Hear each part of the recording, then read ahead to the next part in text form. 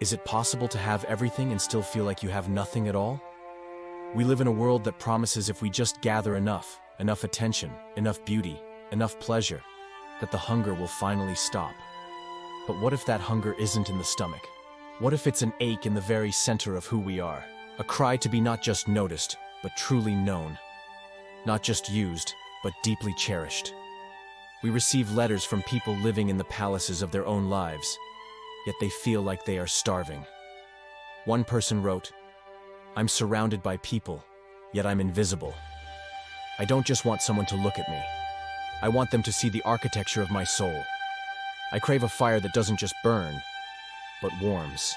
I want to be someone's only, sought after like a hidden treasure, and held like the last breath of a prayer."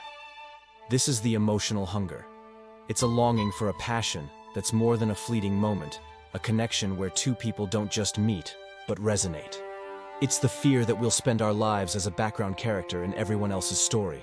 Thousands of years ago, a man named Solomon sat at the pinnacle of human experience. He had the wealth of nations, the wisdom of the ages, and 1,000 partners. He lived the life our culture tells us is the dream.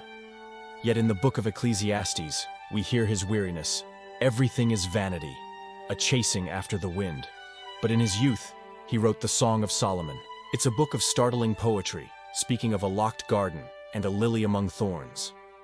It reminds us that the human heart was designed for intensity, for pursuit. It shows us that true desire isn't just a physical act, it's a spiritual recognition. It's the, "I am my beloved's and his desire is for me." Solomon had 1,000 women, but the poetry suggests he spent his life looking for the one connection that could actually silence the noise. Today, we try to satisfy this Solomon-sized hunger with digital-sized crumbs, looking for admiration in likes and passion in temporary escapes. We confuse being desired with being cherished. One is a reaction to your surface, the other is a commitment to your depths. Your longing isn't a flaw. That deep need to be seen, adored, and cherished is a sign of your value. It's the song within you trying to find its harmony. The question is, are we looking for a person to fill the hole, or for a meaning that only true poetic love can provide? Have you ever felt this starvation even when your life seemed full? Let's talk in the comments. Let's be honest about the hunger.